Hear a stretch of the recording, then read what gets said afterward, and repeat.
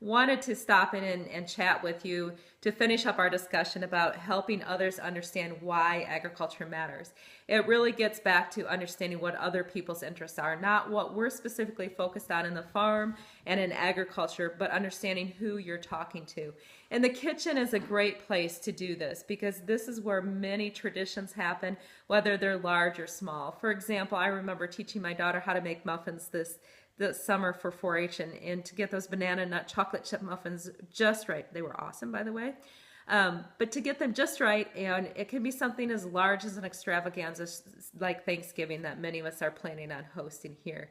The beauty of the kitchen is it's not only the center of the household, the center of the family, but it's also a wonderful place to connect with other women with food interests. Because after all, we all have to go to the grocery store. We all have to be able to buy food for our family that makes sense, is economical, it tastes good, and meets our standards.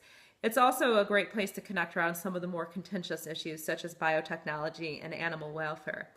One of the best ways to do this is to simply start talking with other women, whether they're in your church, whether they're on your Facebook or Instagram, about what it is and the way they make their food choices.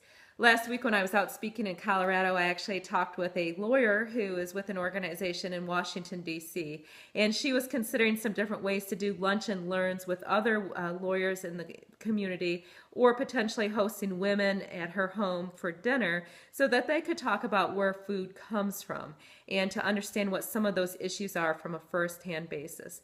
Because after all, the why starts right here. It starts in our hearts, and it starts in the other person's heart. And if you can make those heart connections through food, through the kitchen, through baking, it's a fabulous place to be able to illustrate to others why agriculture matters.